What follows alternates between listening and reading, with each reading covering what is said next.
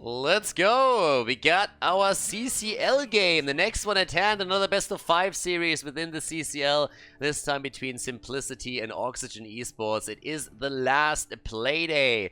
The Heroes of the Storm League ends, at least the regular season, before we're heading into the playoffs. So this is Playday number 7. And on the left side, we got Cure on Malthael, Masquerade on Zul, Killusion on Uther, Lutano on Vala, and Hosty on Ana.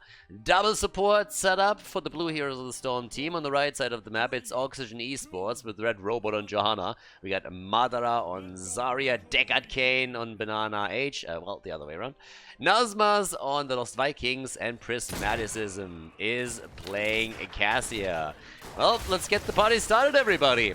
So it's already getting a little bit wild here. I mean, Infernal Shrines as the Heroes of the Storm map is not really known for its Viking suitability, but they are playing it anyways. And we have a double support on the other side, trying to turn Vala into a hyper carry. So Uther as a main tank again, it is full in A what we're seeing here. The interesting part is that obviously Oxygen Esports is investing hard into a good 4-man. That's one of the reasons why we have Zarya drafted for the team.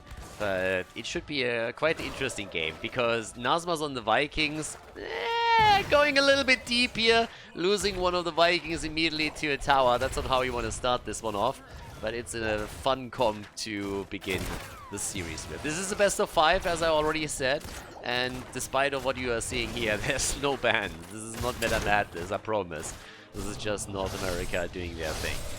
Either way, Oxygen Esports is in the standings just a little bit more successful in this season, as what we've seen from Simplicity, but the blue team finds themselves into a pretty healthy middle of the pack, so to say. So with the victory over Oxygen Esports, they could really break through into the top half of teams, and that's pretty important because the CCL uses for the playoffs a step-ladder system, which is similar to what was used in HGC, and that means that the higher you are in the standings, the less matches you have to play within the playoffs, and that's always kind of nice.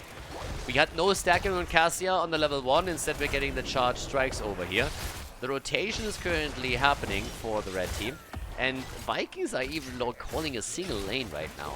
So it's a little bit of a strange setup with the Vikings, at least initially. I think the main value will come once that the objective is being fought for, but they really have to make sure that they are just using that 4-man properly, and right now that's not quite happening to the extent that I expected.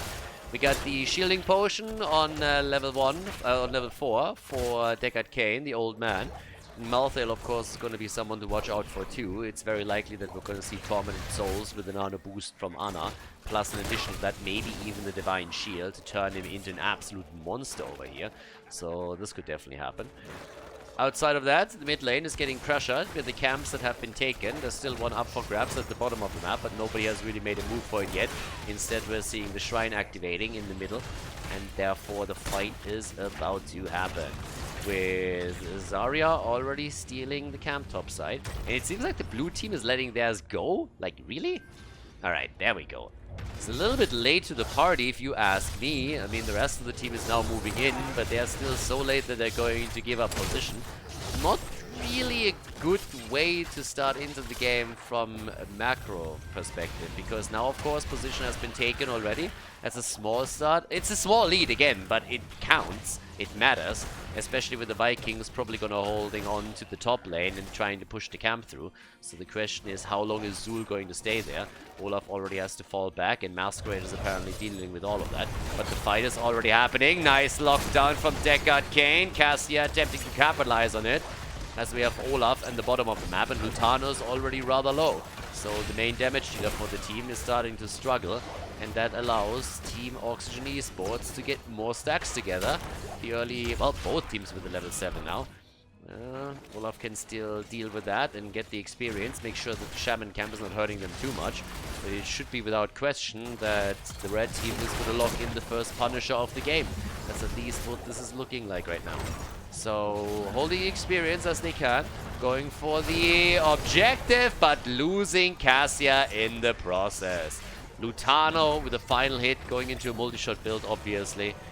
Yeah, but they can maybe take down Uther, alright. That's a good one, nice. and you should never proc that Punisher stun before the wall. I mean, that's pretty much the one-on-one on Heroes of the Storm on this map. So that's a big problem and a big no-no too, which means that they're going to be in even more trouble. And it could end with Cure dying as well. He's low, but Ana saves him. So they take the wall down, at least they're able to do that. Still fairly even. But I love how Zarya is just saying like, yeah, I don't care. Maybe didn't care enough, because now Lutano comes in, and that's another kill. At the bottom of the map, the killing continues. This time it seems like Zul is gonna die. Masker is trying to survive here. A bit of body blocking, another condemn, and he is dead too. So that's 2 kills to 2 right now. And it's pretty even, honestly. It's a little bit of a weird thing to say, given the setup that they have and the objective that was just taken, but experience is nearly dead even. Kill count is also not that far away. So now towards the top side, we still have Nazmas pushing this one out, but they're starting to chase Red Robot in the middle. There's the jump, and thankfully for him, Zarya is there, and so is the old man, so no harm, no foul. They're all good. Level 10 will kick in a bit faster for Oxygen Esports, and there's the Falling Sword, so they're going to try and put some pressure onto Ana. Quite the common talent to take if you're going up against Ana. The thing is that in this case we have a double support with Uther. Well, main tank Uther, double support, whatever you want to call it. So Ana is going to be a little bit safer than she usually is. So I'm not sure if in this case Falling Sword is going to give them as much value as they are probably hoping for. Besides that, the normal talents that you want to see, and also Tormented Souls as expected. Divine Shield, Uther accidentally divines himself. There's the jump as they're trying to make a play for Cure. He already has the nano boost and the Tormented Souls, but he doesn't get the Divine Shield for obvious reasons. Despite the misclick from Uther, Ana is still fine, and Vala hasn't died either, so they're all good to go.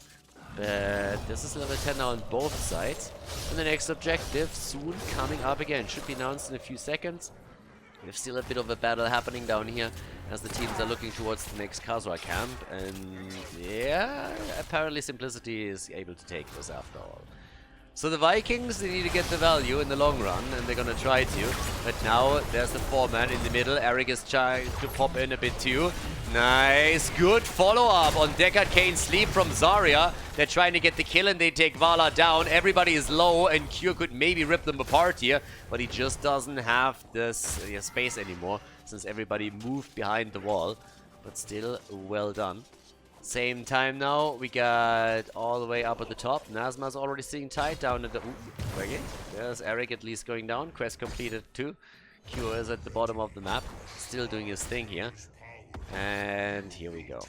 Now, I mean, in the theoretical world, if you're going for a setup like this, you will with Zul's ult and then Malthael following up get quite a lot of value.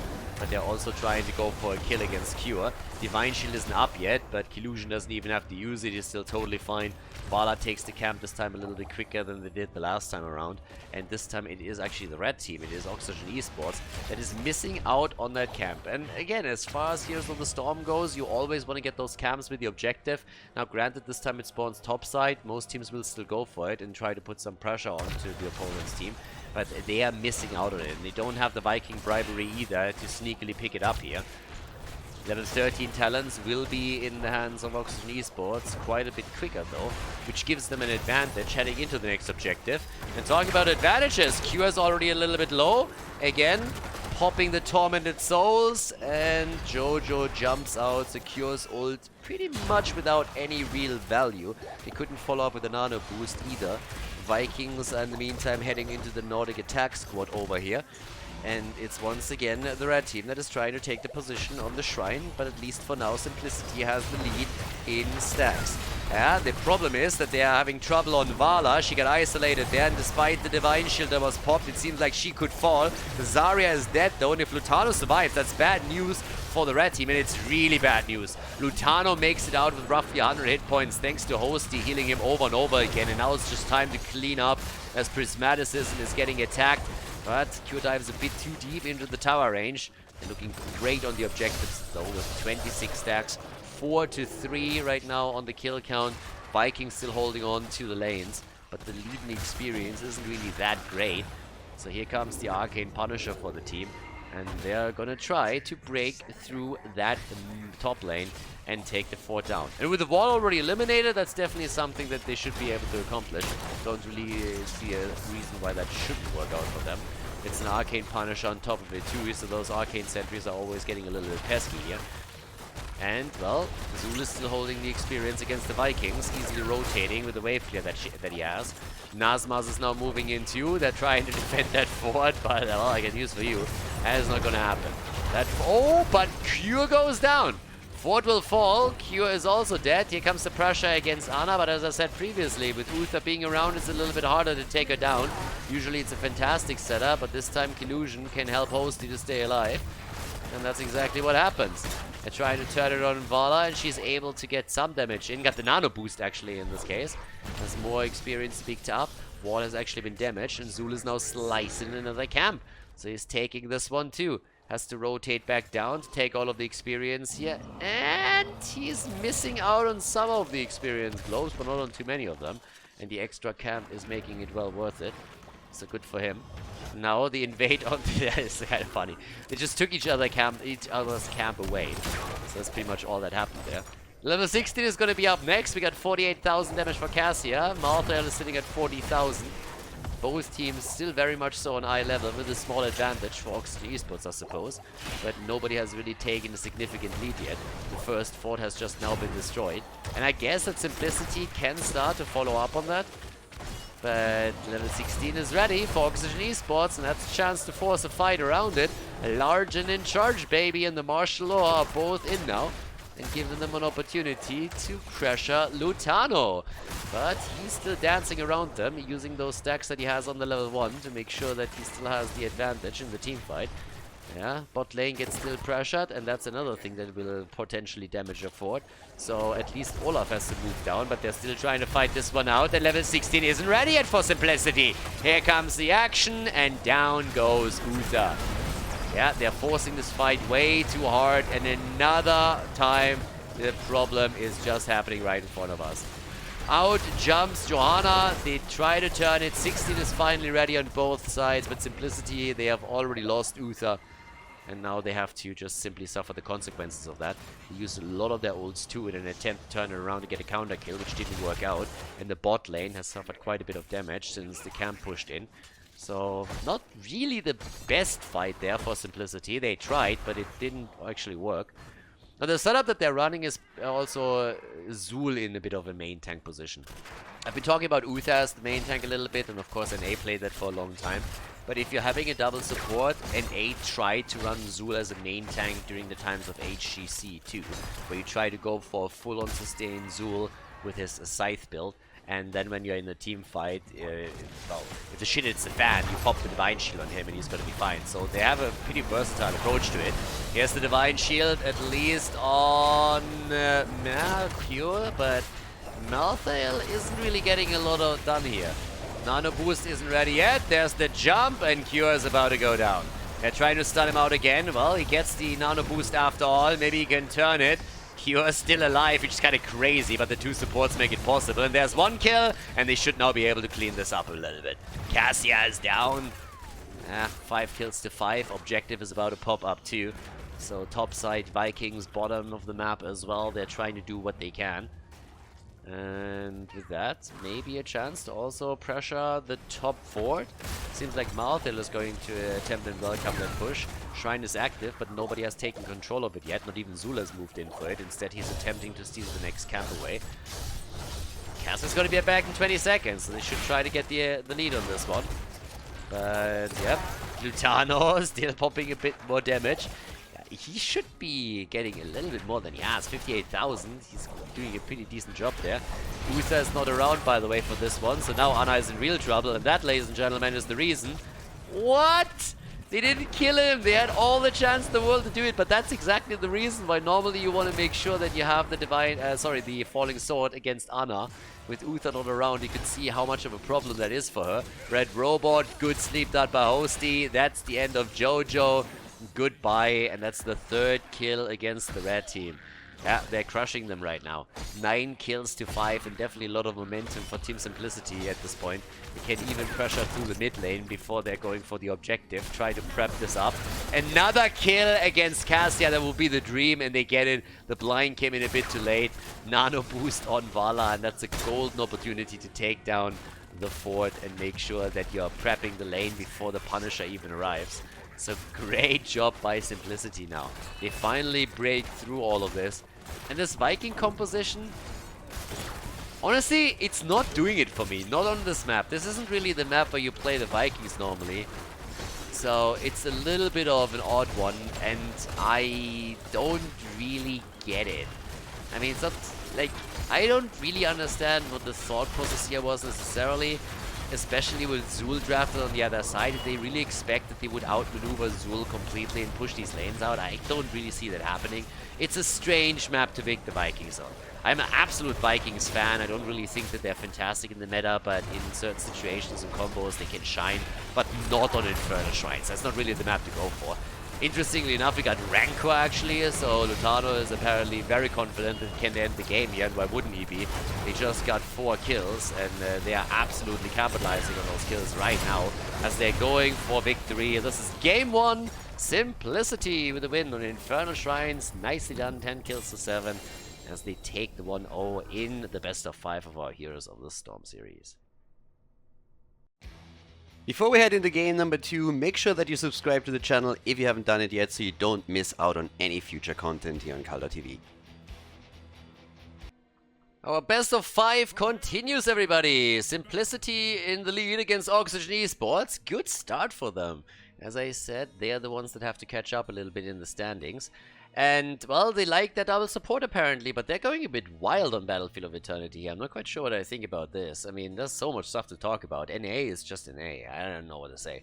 Killusion on Stukov. We got Cure on Malthael. Hosty on Lucio. This time Lutano on Cassia. And Masquerade is playing Sonya on Battlefield of Eternity.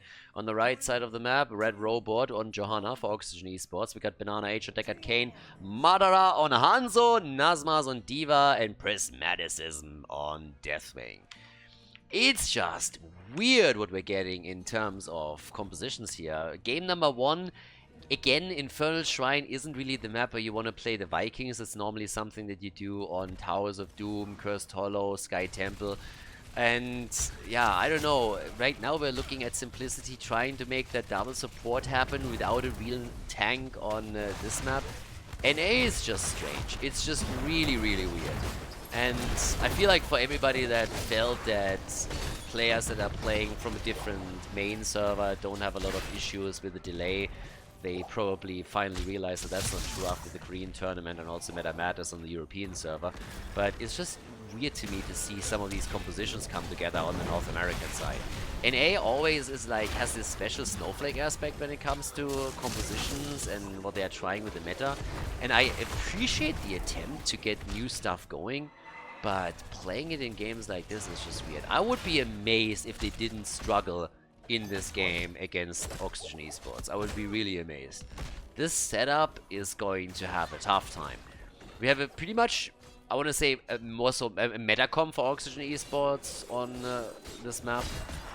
Hanzo, the main damage dealer for them. I mean, again, they got a little bit of a global aspect. They got people to create space. But then you're, I guess, focusing on damage on the Immortal when you're looking over to Simplicity. There's so many heroes that are missing right now where I think if you're looking at trying to get Immortal damage done, then you have much better options. But especially in team fights, they're going to struggle. Even with the sustain from the double support. This is just strange. So, yeah. But again, let's see how they're gonna fare here. 2-0 lead, of course, would be incredible if they can pull that one off. I have my doubts, but, well, time will tell. For now, we have Hanzo with his normal build, wants to go into the level 4 so that he can dish out some serious damage on the Immortal, who, by the way, will get announced fairly soon now, as the teams are hitting level 4 talents. We already have Deckard Kane making his way over towards the right side. This time we get the Rejuvenation Potion for Deckard Kane, so a little bit of mana sustain for those stalemate fights in the middle of the map, on top of everything else.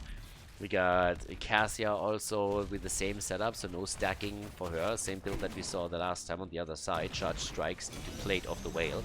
And here comes the objective. Another 30 seconds and we're gonna have the Immortals up on the map. Sonya, of course, is currently more or less the queen of taking mercenary camps. Has not gone into that slam build, which is really popular lately. But, of course, she fills a bit of a different role here. Needs to be a bit more tanky if she wants to survive in the setup. Tough as nails, therefore, and the Shot of Fury on level 4. And with that, let's go. We got our setup at the bottom of the map, level 4 talent with the conviction, so a bit more of an engaged setup and disengaged setup for Johanna. Not that usual wave clear that you want to get on most maps. Battlefield of Eternity doesn't require that necessarily. But yep, here we go. Deathwing is still up at the top and has to fight it out against Malthael, so that extra damage is always helpful. But for now at least, he's still doing fairly well here. Now, for Cure, it's going to be a big question of which kind of ult he goes for this time. The last time it made a lot of sense to go into the Tormented Soul. We talked about why. This time, I would say Last Rites against someone like Deathwing is definitely going to help quite a bit. But it's some slow poke against the Immortal that is currently reigning supreme here in this battle. And Nasmas, he's already going for the wall. He's just like saying, like, yeah, I'm going to take this. Taking this one down, taking the first tower apart, so good for him. They didn't really lose out a lot on the Immortal either, so all good for them. But now it's a bit of a different story. Now the blue team is doing way more damage up at the top since they have 2 of their heroes already on it, and that wins them the halftime show pretty easily. So if Oxygen Esports still wants to lock in the first one, they need to focus it a little bit more here. But I think they're probably going to be pretty happy with Nazmas just doing damage over here. That's what it seems like. That they're just saying, hey, take it down as much as you can, but play it a little bit slow. Interestingly enough, we have the attack still happening, and the blue team, even though they had the lead, don't even go for the race. Instead, they're going for the defense. Like, what? So, bit of a weird one, honestly. I feel like they had a much better chance to simply run it down there, but now they're having trouble on Malthael. Sonya's finally moved over to the left side in an attempt to do it, but no matter how this ends, it's going to be a very small shield either way. And for Oxygen Esports, that's going to be pretty decent one way or another, I want to say. They already did damage to the bottom wall and more or less destroyed it, so that's good. And, yeah, blue team takes it on the left side, I'd say, but that shield is absolutely tiny. And with all of the damage that has already been done down here, that isn't too bad. I think the chances of Simplicity to take an entire fort down are slim. Not impossible, but they haven't gotten any kills here, so the big lead, they don't have a talent advantage, so they shouldn't be able to do that. So, structurally speaking, I guess at the end of the day, it's nearly going to be an even trade. Not quite, don't get me wrong. I feel it's at least going to be some damage on the fort, but I would be surprised if they would take the entire fort here, let's just put it that way. So as we go, we have already some damage being done. Obviously that Immortal is losing hit points very quickly. The shield is already gone and now Deathwing is popping in too. They might get a kill. Nah, Jonjo is still fine. So taking the fountain down would be a big step. There's already the barbecue play from Deathwing as he comes in. Trying to barbecue those out. 50% damage on the fort. Same experience. Again, it's a small difference. But it's not really that big of a win here just now. So I feel like could have been played a little bit better from Simplicity if they just focused after the halftime show onto burning down the Immortal right away. They had the better setup for it, given their advantage. But either way, it's time for the fight at the bottom. There's 0 kills in this game. We're 6 minutes in and not a single hero has died, so everybody is just waiting for level 10 to kick in apparently for the big boy team fight. Right now, the camp down here is taken. Cure is now moving in. Doesn't really want to go up against Camp Plus heroes, I suppose. Diva and Sonya will be the ones up at the top. And thanks to the Iron Skin, Jojo is making it out too. Quests are slowly completing, at least for Hanzo. But Jojo's going to take a little bit more than that on her level 7, obviously. But level 10 should be ready soon TM. So, right now, bit of early game poke, nothing really too crazy happening. They're trying to take this one down. Should be an easy one on the structure. They eliminate it. They might get a kill even. But thankfully for them, Collusion is there for the heals. So is Lucio, so both are still going to be alright with this. But here's level 10. A bit earlier for them. Arrow is out, no meme strike this time. We also have the Blessed Shield, which makes a lot more sense in this particular composition. And the old man, again, is trying to read boring books to everybody to put them to sleep here. But Sonya going, what? Leap? Really? With this setup? Okay. I mean, I love my Leap as much as the next guy, and we had some fun compositions in Meta Madness, but again, that's also Meta Madness. I guess in an A, it's Meta Madness nearly every day. But with that particular setup, without a main tank going for Leap, how are you hoping to get that insta-kill? I'm honestly asking myself, I mean, again, if the stars align, then you might have a chance. But first, they are about to lose Cassia. She gets saved. Great save by Hosty. But you gotta go for some kind of weird leap combo with into a last right. I have no idea how they are thinking this composition is gonna work in the long run. But I am definitely, I'm honestly, I am along for the ride. Don't get me wrong. I'm excited to see how it works out. First of all, they're losing Cassia. It was a good arrow from Hanzo. Nicely done. And here we go. That's just wild. I have no idea how they are planning to win this. But as I said, I'm here for the show. The fort at the bottom of the map is gonna fall, so that's already good for Simplicity. Nice, they take the first fort down. Now they just have to make sure that they are also winning another Immortal. And this time at least it seems that Oxygen Esports is doing a better job here, so they're starting to move in. Shield is, by the way, going to be up in just another second. If Red Robot can stay alive for another 5, he's gonna have a blessed shield. Yeah, they try to keep him alive long enough. There it is, but he dies just as the ult comes on. They take the Immortal though. They win the whole thing. Hansa's up at the top now, so it's a kill for a kill. They're trying to follow up on it. Johanna's going to be down for another 10, and Deckard Kane has to defend the bot lane and also make sure that he gets enough mana back. So, yeah, that's going to be the end of at least the Shaman. Up at the top, they're pushing this back. Last Rites gets used, but doesn't do anything for them. Puts him low a bit, so they can easier defend against the Immortal. But, well, let's see what exactly they can do over here. Alrighty, there we go. That's another quick hit. Ford is going to probably fall down to 50%, and that's about it. Jojo is taking experience on the bottom of the map. Okay, so level 10 abilities are in. This is still a slight advantage for Oxygen Esports. We have a kill against a kill, nothing crazy. Damage output, therefore, also not too insane. 28,000 for Cassia and 25k for Deathwing. Those are the top damage dealers at this point. Now, D.Va is chipping in, and so does Hanzo. But they are already attempting to zone them out from another camp so that they can take the mercenaries here, which would give them another lead. And look who's coming into play! Seems like Red Robot wants to make an appearance here. It's a 5 versus 4 all of a sudden because Malthael isn't there. But can they lock someone down? Nope, not really. So instead, they have to fall back now to save their own wall at the keep. But level 10 will hit for them just a little bit quicker. D.Va is the one to move down to the bottom of the map. And they're starting to poke up at the top a bit. But, well, let's go. Right now, what else do we have? There's first of all the potions. Super healing potions are in. Alright. Valkyrie misses. That didn't do anything for them. Arrow is out. Hits 3. There's the follow-up. There it is. And there's the double kill. Alright. Nicely done. Deckard Kane with a quick double kill setup for Deathwing. And that's a fort. So 13 versus 13. Let's take another look at this one, shall we? I mean, check this one out. So the arrow comes out, and then Deckard Kane follows up, and that's an easy double kill that they get there. Really nicely done. I mean, he just catches them on the edge, but that's all that you gotta do. And that was kind of neat. So right now, Prismaticism is still burning this one down. They have now an advantage heading into the objective as well. But let's see how exactly Simplicity plays this one out. I guess over on the right side, Hanzo is going to do the work. Yep, who's doing dishing out the damage, and they're burning this one out quickly. I mean, very, very quickly. Over here, Jojo can create a bit of space and also use the blind to mitigate the damage a little bit. But the halftime show is definitely going to end in favor of Oxygen Esports, and they still have the camp pushing through the top lane, so that's another advantage that they're holding.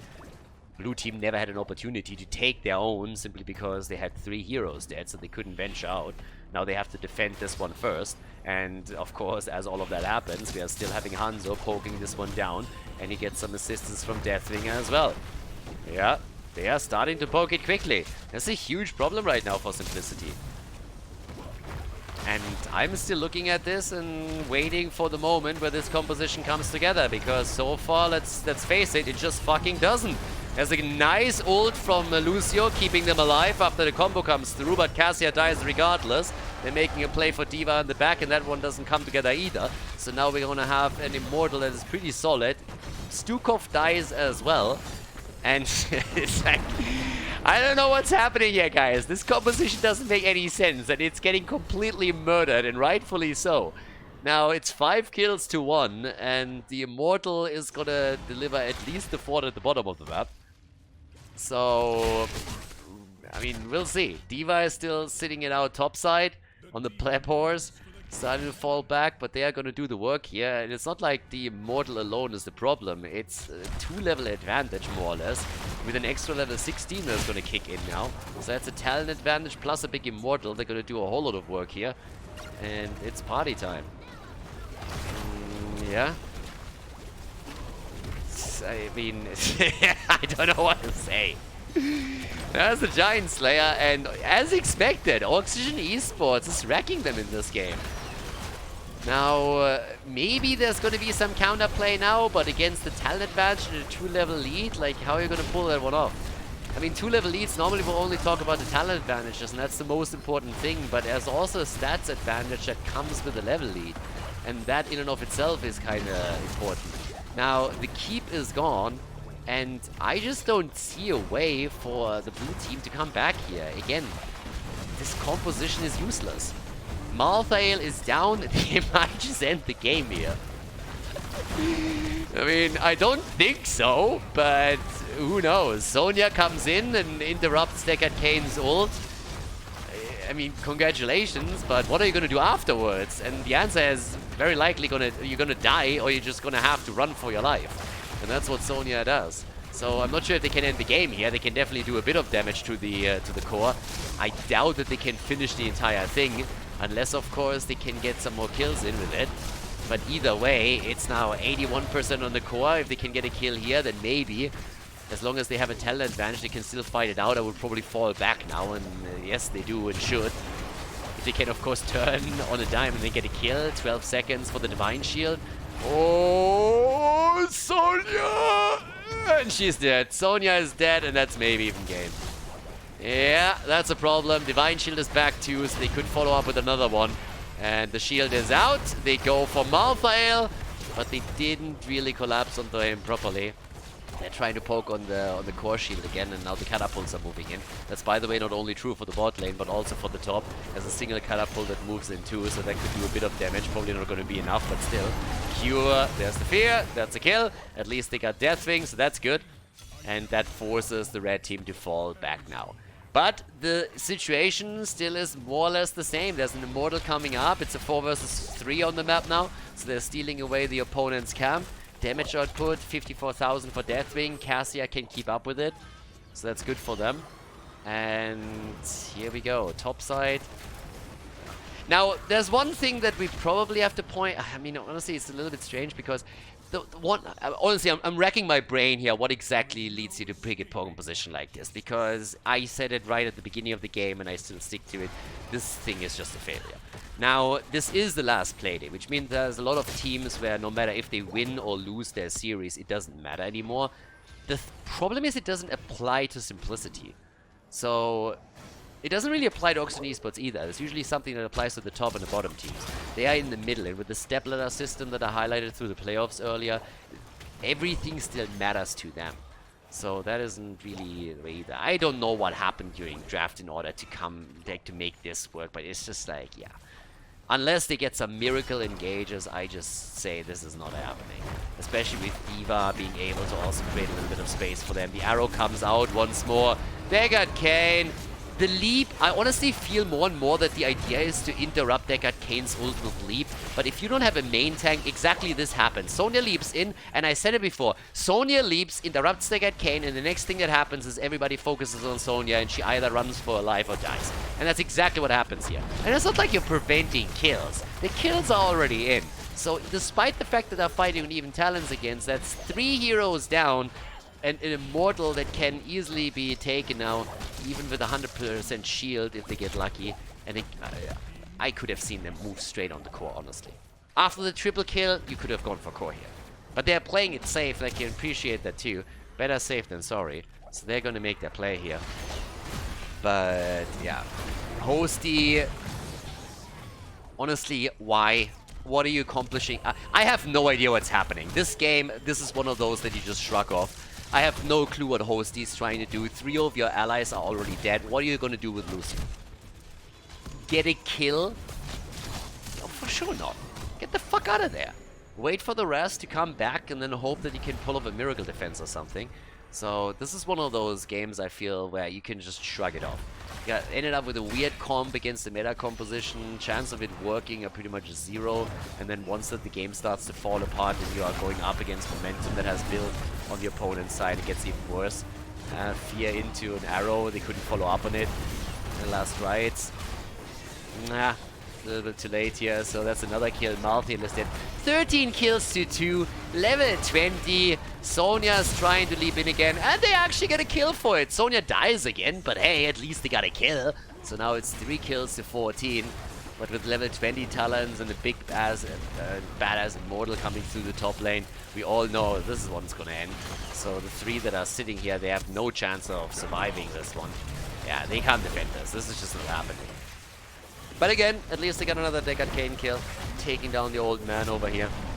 Illusion gets stunned out, ult comes out from Lucio, so that saves him for a little bit longer, but that core is... The problem with the core is it can't run away. The core can't run away, so yeah, that's definitely gonna fall.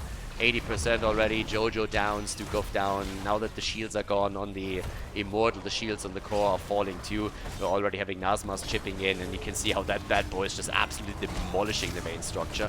And that is game. The series is tied, everybody. Simplicity and Oxygen Esports. 1-1 in our best of 5 here. Let's go. Game 3.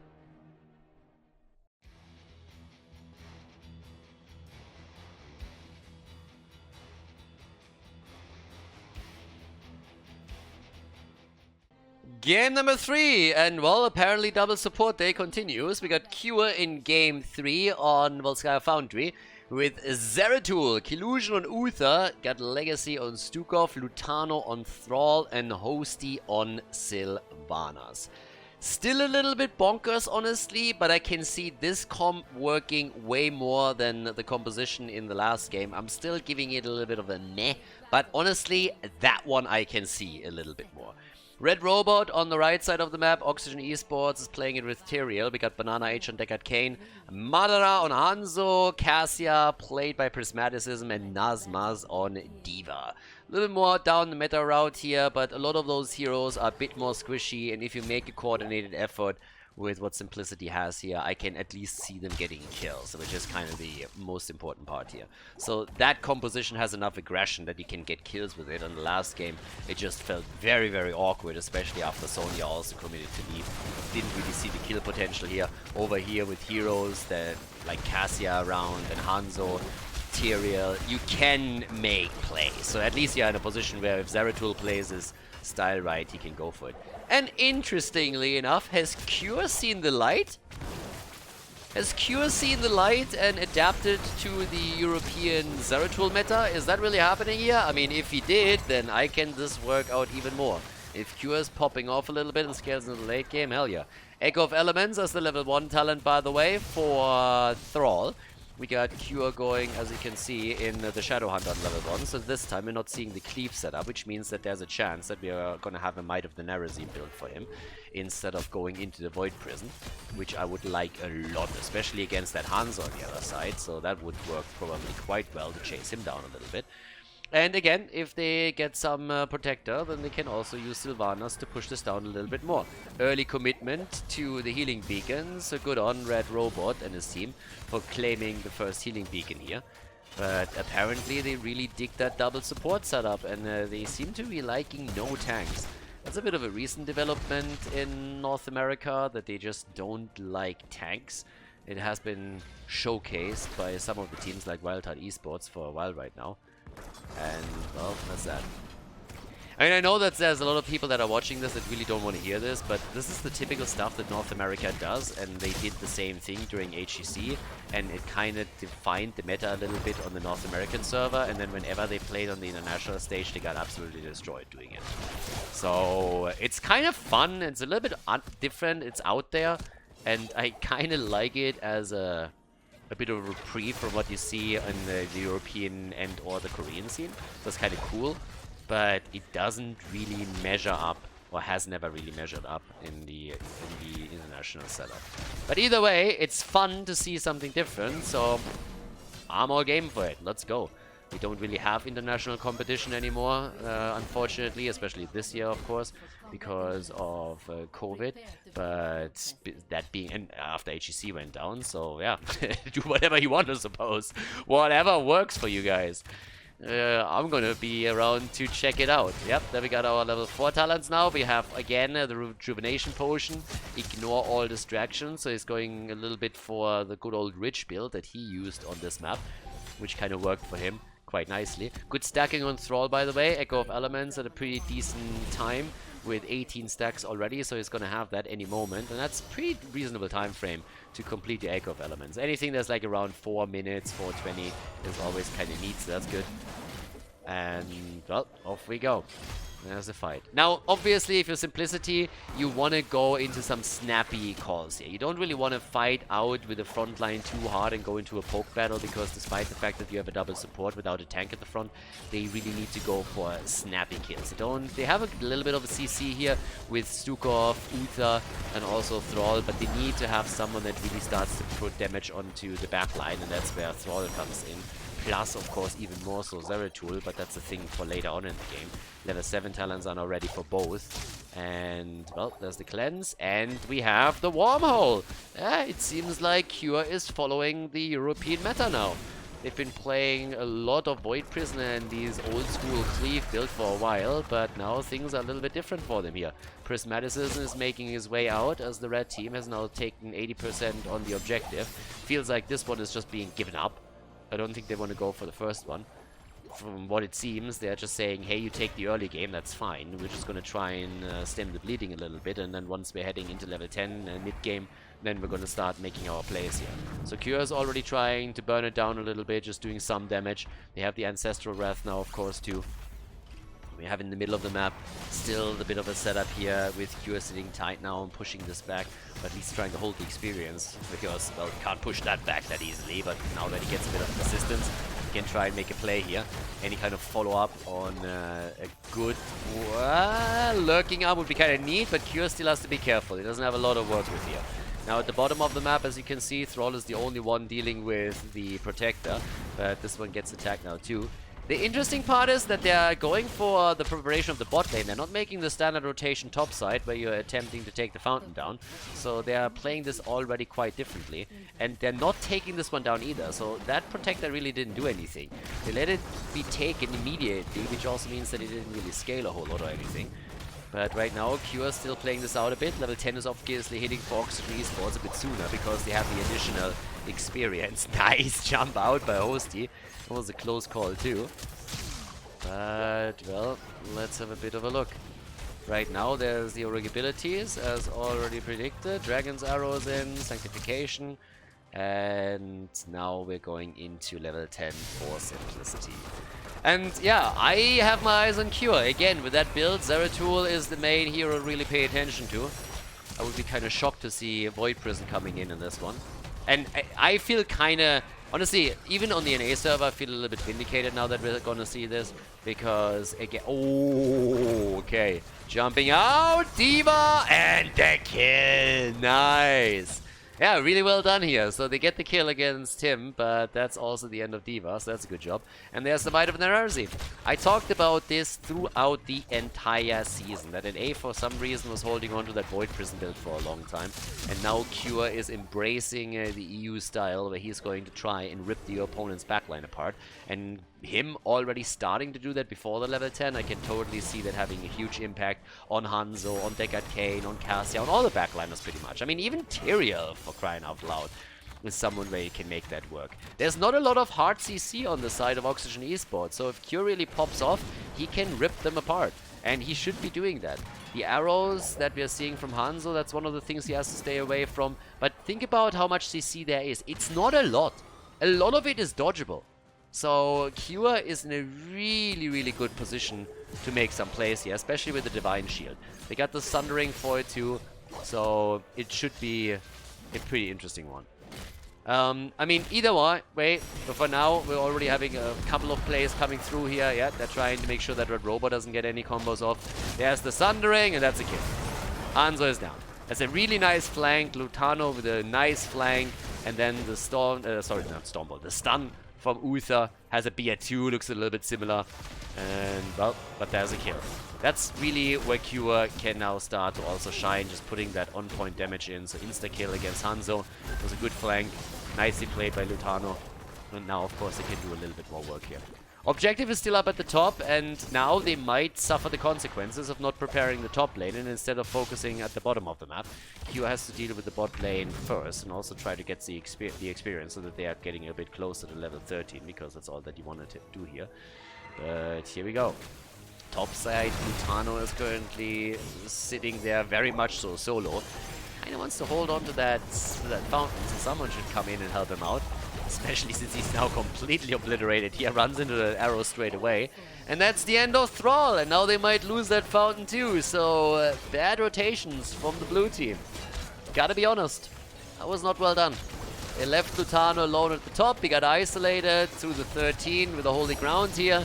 Nobody there to help him out. Double support wasn't close. He just lost the fountain that they wanted to keep for the next fight, so that was a bit of a, yeah, sad moment here. Sad moment for the blue team. That could have been handled way better. Now they also got the mending strikes, of course, and the poke is still there. Now, with what we just saw happen, I think Oxygen Esports is going to walk away with another protector. As we always say on this map, it is a little bit weak in the earlier stages. I mean, even in the late game. There's another attempt. And here comes Cure sitting in the back, missing his Singularity Spike though. Alright, so he missed that. Couldn't really follow up with the damage, so that effort didn't work out for them either. But they're still putting some damage at least on D.Va. And Cure is getting more aggressive around all of this. So yeah, Cure is doing a little bit better right now. They got the double support, so they can just heal him back up. Gets the experience in the middle, but Uther has to shield himself as he gets attacked by Cassia. 80% on the objective. Thrall is trying to contest it right now. And here we go. Lutano starting to move in. Yeah, that's a kill potentially against Tyrael. They also try to take Collusion down, and he's eliminated. Cure jumping in, jumping out, and there's the kill. Not only they got Kayn, but also Cassia is eliminated. And Cure is just playing all around this. Jumping in, out, Warhol, Might of the Nerazim, doing what he can, just keep on their toes. And Nazmaz is dead too. And Cure, he gets poked down, but as long as they keep him alive, he's going to be a decent spot. The most surprising thing is that we saw actually Tyrael survive. Yep, Cure comes in again and nearly gets the Hanzo kill, but not quite. But you can see what I've been talking about earlier. With that build, if you go into a proper Might of the Nerazim build and you have a double support behind you, Cure is going to be able to do a lot, and that is going to create a lot of distractions where they don't rely on the front line all that much. And the problem on Oxygen Esports side is, yes, they are running 2 tanks. The problem is they have very, very few stuns. They have some, but it's going to be really difficult to keep tabs on Zeratul. NA isn't really used to play against the Zeratul style. Keep that in mind. They've been dealing with Void Prisons the entire time. So this is something that they never really had to deal with. So for them, keeping track of Cure in the later stages of the game is going to be a bit of a nightmare. Because he's going to be all over the place, especially once that the maps open up a little bit and he doesn't have to deal with the towers all as much. So, yeah. There we go. Already start. Yeah, you see, he gets the. We didn't get it, but like the solo kill against against Hanzo here in the middle. And that's why I've been harping for the entire season that NA should really adapt the European Zeratul style.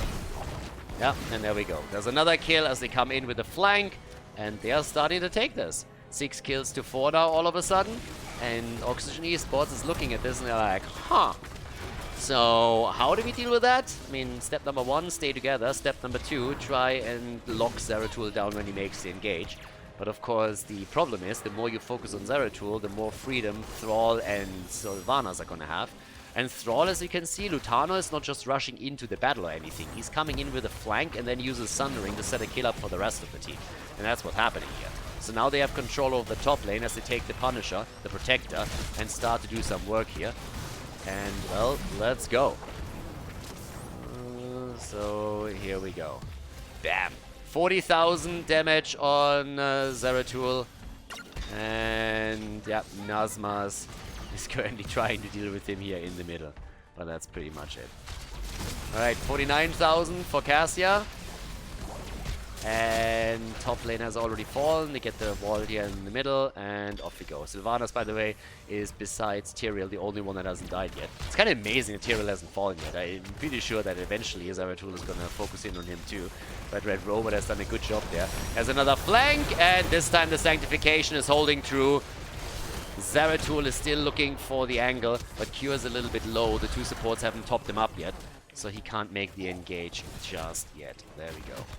But well, as all of this happens, bot lane gets pressured. Yep, Zeratul is coming in and starting to take them down. Easy peasy right here. And, well, there we have it. Top side, they go for another camp. I mean, tributes. Items are, of course, super important, but they're kind of letting Zeratul do what he wants at the bottom of the map. And that's a little bit of a nuisance as well. So, I don't know. They're starting to do their thing here now. We got Hosty currently sitting tight. Lutano, they're making a play for D.Va again. She's pretty much alone here. And Nazmas barely makes it out. Cure is getting some extra damage in, dodges out on the tower shots. But they have now taken an entire level lead in their head in the kill count too. So things are starting to become a little bit more dangerous for Oxygen Esports. They had a good setup at the early game, but look at the way that Lutano and his boys are fighting. They're not really engaging into a direct battle. They're always coming in with a Thrall flank, with a Sundering. They're always playing around Zeratul here as much as they can. And Zeratul is just waiting in the wings for the engage to happen, and then he's making his plays. So, yep, there we have it. 7 kills to 4, 1 level until 20, and there is another one. They come in, quick kill, and down goes Cassia. Always the same setup. You come in, you have the support from Stukov, who gets the lurking arm set up. Cure is also going straight in with the rest of the team. You know that D.Va is up at the top, so it's a 5 versus 3 at the bottom of the map. And they're making good calls. They're really making good calls here. And it's a little bit of a weird setup too, because Oxygen Esports doesn't control the flank properly. So that's a problem for them. Cure gets some easy peasy damage up at the top, and now with also the level 16 Thunderstorm, Thrall is obviously increasing his damage output too. They're trying to make a play for the remaining fort in the game, and also the Fountain here. Thrall is sitting at 30,000 damage, Cure himself at 50k. Yeah, but this time they're isolating Lutano. The Divine Shield keeps him alive. And Deckard Cain trying to do what he can, but Cure jumping in and jumping out again with that Might of the Narazim, the Zeratul style that all the European viewers know very, very well by now. I mean, this is exactly the style that got innovated pretty much by Ty and Dino over and over again. Other players like Nick have adapted to it too.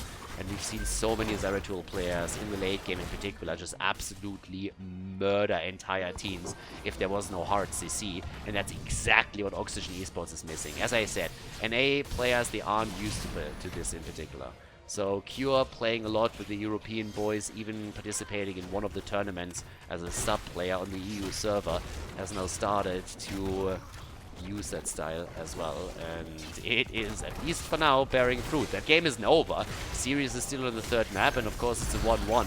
It's a 5 mapper either way, but you can tell that after the initial dominant performance, we have now Oxygen Esports looking at this and saying, like, guys, we need to have a different approach into those team fights. If we get flanked by Thrall again and lose a hero immediately, we're in trouble, and we also need to keep tabs of Zeratul somehow, so both of it is tricky.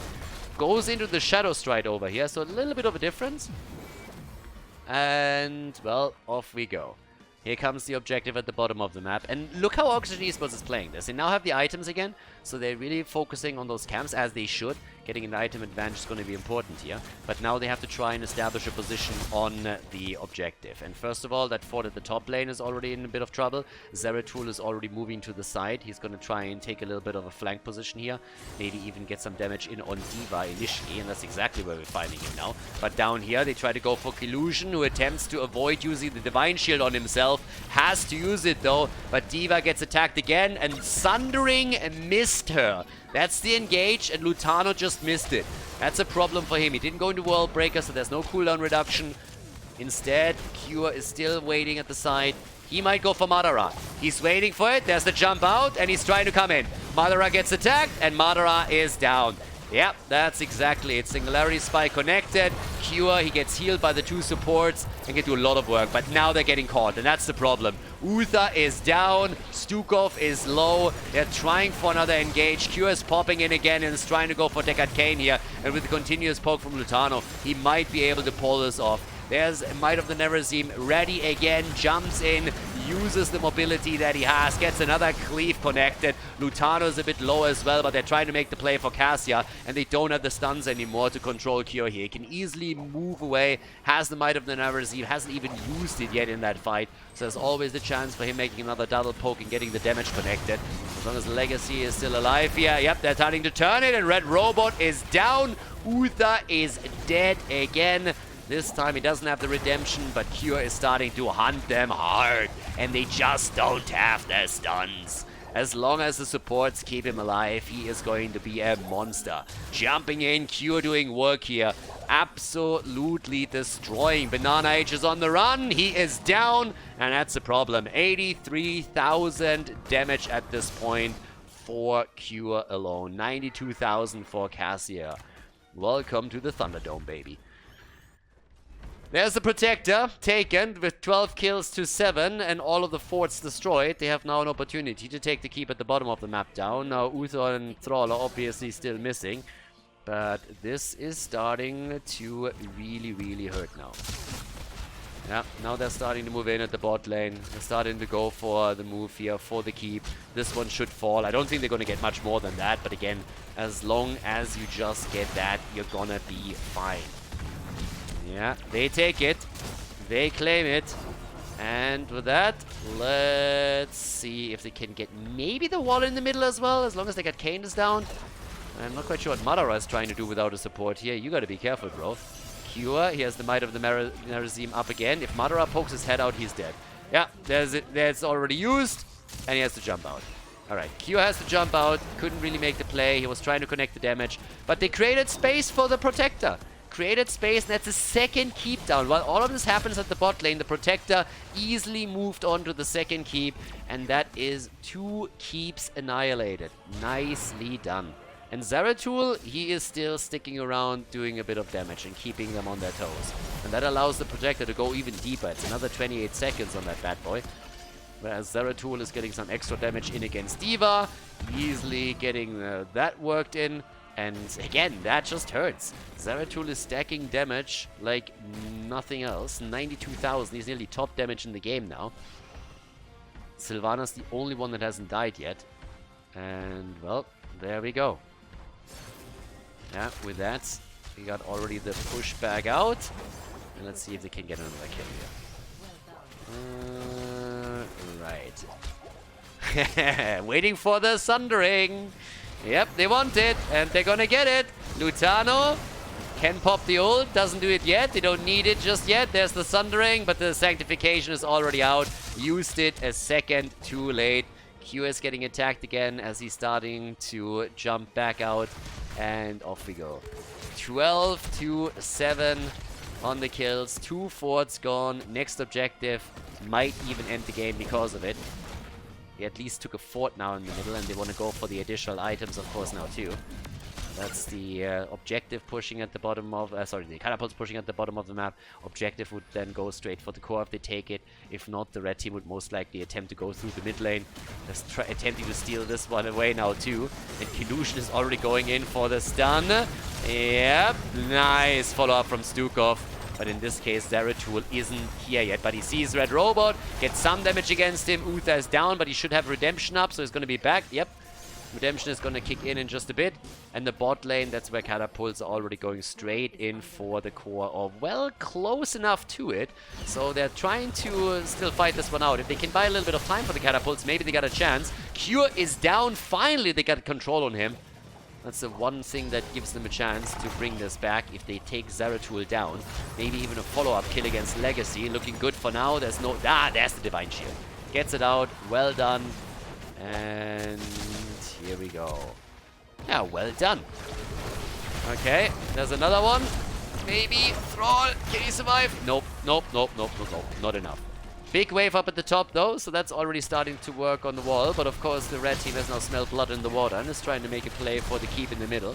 As long as Zeratul is down, they know that the threat is more or less eliminated. And yep, they could poke this down just slowly. And well, let's see. Okay, so there we have it. There's the keep falling. All they gotta do is take Zeratul down. Make sure that you lock him in whenever he makes his approach, and there's that. At this point, there's already Uther getting attacked again. Staggered deaths is the absolute worst thing that could happen to them right now. It would be kind of funny if they would lose the game now. They controlled it for such a long time. Shields on the right side have nearly fallen. There's a Sanctification. Not sure if the commitment is going to work here. They're going to burn this down quite a bit, but Zeratul might be able to turn it around. If he dies, it's over. But he gets the kill against Hanzo. The core down to 60%. Cure, he's still alive. The support making it work, and that's the end of D.Va. The explosion of Tyrael is going to take another 5% off. I don't think they can make it work. Zeratul is alive, Cassia's down, so is the Arcane. 5-man team wipe, baby. And that is easily game now. Escort the catapults in, take the objective, whatever kind of play they want to make here. They have a good chance of ending the game right now and taking the lead. 36%. Oxygen Esports, after they killed Zeratul once, they thought, guys, we gotta do it now. If he's back, we're gonna have no chance controlling him again. So they went for it. Could have maybe played it a little bit cleaner there on the core. Either way, Cure is moving in. Big boy damage. And, well, there it is. Alrighty, so at this point, we got the core about to go down. They're gonna make it work. Tyrael comes back, but that doesn't matter anymore because this is game. Zeratul is easily going to take this now. Simplicity! The 2-1 lead over Team Oxygen as Cure embraces the European Zeratul build, and they are absolutely demolishing Oxygen Esports.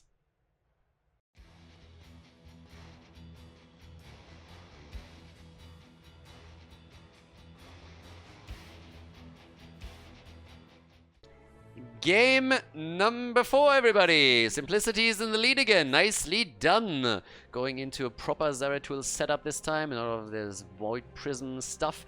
And, well, let's just face it, Oxygen Esports didn't have the composition to deal with it. They didn't have any hard CC, so it made it very easy for Cure to look very amazing. I mean, nothing against him, he played great.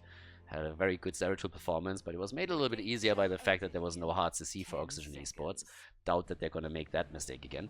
Now, this time we are on Tomb of the Spider Garden, and we have Collusion on Brightwing, Hosty on Sylvanas, Cure on Sonya. They stick with you with the main tank as Masquerade commits to Uther, and Lutano on Sergeant Hammer.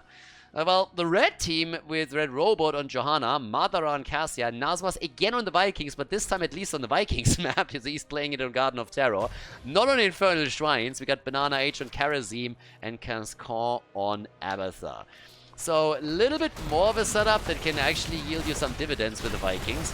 And as this happens, Cure already goes down at the bot lane, so that's bad news. They were trying to go for the good old Sylvanas push where they are going straight on the bot lane and try to take one of the towers down. Overstayed and then got punished for it. The Vikings are dealing with the top as we speak. And down to the bottom of the map, here we go. Yeah, it's time for a 4-man. So it's a bit of an interesting one because you combine Abatha with the Vikings. Obviously, as I said previously, if you're playing on the big map, what you're trying to do is you have a 4-man that can push hard, and then the Vikings, they hold the side lanes. So they're doing a similar style now with the adjustment of having Abatha in their mix. So that right now, at least in the early game, they're not suffering too hard. Abatha can help out a little bit. But Lutano is already attempting to push this back. It's a bit of a wild one, as I said. I think there's a little bit of memeing involved too, because as previously mentioned, this is the last play day in the CCL. So for a lot of the teams, the standing doesn't necessarily change anymore, and that could at least apply to Oxygen Esports. I don't really think that for them it's going to make a whole lot of a difference whether they lose the series or not. Could be wrong there too. It's a step-ladder system after all, as I pointed out earlier. But this is a big map, and there Nazmas can definitely play the Vikings. But this is the problem when you're running a league, obviously. I mean, it's one of the problems that you are accepting. It's just you have to do it. Even with the stepladder system, towards the last Playday, there's always a couple of matches that aren't really all that important anymore for where you are in the standing and what happens to you. So then you see games that are a little bit more memey than usual. Now that we have the level 4 talents, we have, by the way, the full-on slam build this time for Sonya. That's most of the normal style when you're playing with the main tank. And again, they are substituting in Uther as a main tank. That has been played a little bit more by NA in the past too. I mean, you've even seen it come through at HGC times towards the end a little bit, which kind of backfired once that it hit the international stage. But in theory, at least, Uther can supply a lot of the things that you want from a main tank. He has sustain, he is tanky, he has also a stun, so there's quite a bit that he can offer there. And of course you come with an integrated cleanse. Camp stolen away as we got Oxygen Esports stealing the Bruiser camp over here, so now Collusion and his boys gotta take care of that too. First seed is appearing on the map as we speak, and well, here we go. We got our Abathur set up with the Adrenal Overlord after the initial pressurized glance. And they can use Kerosene, by the way, for this quite nicely. So Sylvanas gets taken out up at the top, as she was quite alone there. But down here, it's all about the objective right now. And Red Robot, he might need some assistance. And I'm not quite sure. Abathur, can he jump in and maybe provide the shield? Yep, there he is. But I don't really know if Red Robot is going to be able to get away from this one. I doubt it. Nope. He goes down, so that's a kill. We got 2 kills to 1, and now they're trying to go for their first seed, as the Vikings are still being chased on the map. But it should become interesting once that we're seeing a late game Abathur 2. I just hope that they're not going to go for the monstrosity again, especially in this case. You already have the Vikings, why would you go for the monstrosity? You can make an argument as like, hey, what do you want to do with the Abathur pick in general? But they went for the slug. Slap it out, baby! And, ooh, networked carapace on level 7. Okay. Trying to push even a little bit further with the shields on this one. Level 7 was in early. The attack against the fort at the bot side. Obviously, they took the C too. But the Vikings are still pushing the lanes. And this is one of those maps where they can definitely get a lot more value. Especially since this time, there is no hero on the side of Simplicity. They can easily rotate between the lanes and get the experience soaked. Now, your best bet is probably Sonya. Let's not forget that the last time when it was played on Infernal Shrines, they had a Zul against them. And Zul was in a really good position because he can easily use the wave clear to control both lanes. This time that's not really the case. So this is going to be much harder for Simplicity to deal with. And also this is a much better Vikings map in the first place. So there's that. Now top side is where Lutano is still starting to push this out. It's a little bit of a weird one, I mean with Hammer here now too. So they're trying to go for the seed, of course, and they have already a lead in experience, and it's a pretty solid one. I mean they're nearly a level ahead and they got more kills as well. So pretty much already in the early game, Simplicity is starting to yield ground on all accounts. Not only experience, but kills, the objective. They lost out on this one now too. So it is a bit strange here. But still, Lutano gets further attacked. Shouldn't really be in too much trouble with Masquerade sitting around. But in the middle of the map, they're already defending against the Siege Giants. And honestly, experience, if you just take a look, minion experience is obviously a bit of a lead because of the Vikings, but it's more than that. Mercenary and hero experience are also heavily in favor of Oxygen Esports. Having the Viking bribery on level 1 helps with that, but they are also starting to steal away some of the camps on the other side. They took the Bruiser camp at the bottom left earlier, but also the Siege camp. And they actually go Monstrosity. What is this shit? NA and their Monstrosity picks lately. I mean, at this point, really, I feel it's kind of obvious that at least to an extent they're memeing. But still, Vikings plus Monstrosity makes no sense. And every single time that NA picked the Monstrosity during the season, it was, I don't want to say useless, but definitely not doing the trick for them. So, I mean, either way, they don't go for the copy here. But it is, yeah, let the memes begin. I mean, if they can get some value out of Monty, then hey, be my guest. I love Monty as much as the next guy. Unfortunately, it's not as strong that it would become a viable pick on Abathur in general. But either way. Now, as all of this is planning out, we're having level 10 on both sides. Top side, still a bit of potential pressure through, well, through first of all the hammer play, but now also Sylvanas with the mind control. As I explained in the past, if you go for the monstrosity, one of the problems that, yeah, you gotta do exactly that. Move Monty back and then let it go. Because Monty is faster than the minion wave. So if you want to make sure that it doesn't die too quickly, then you always have to move it behind your own minion wave, and so that it doesn't overtake your minion wave and then take all the damage. But you can already tell, they didn't really take care of Monty, so Monty is already down. Monty is a little bit like a Tamagotchi. And that means if you don't take care of it, it dies very, very quickly. As does Lutano at the top side. So Sergeant Hammer is down. That's 4 kills against 2. Level lead for them still. A little bit of focus into the mid lane now, as Cure is starting to hammer it out on Sonya. And trying to go for a bit of extra damage against Red Robot. The fight at the bottom of the map, on the other hand, the push here, that is way more successful. Sylvanas is making it happen, and now that the camp is coming in, that works even better. Blessed Shield, can they connect it? And the answer is yes, they can! They go for the Obama move over here, and they take Sylvanas down. Right wing is moving out.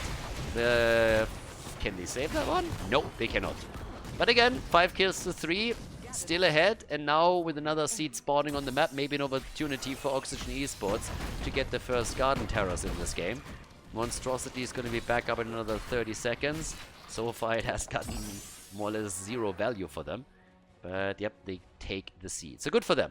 With the seed taken, there's level 13. That's the Soma Transference. That also gives us again the Nordic Attack Squad over here. We got up at the top. Brightwing pushing this out a little bit further.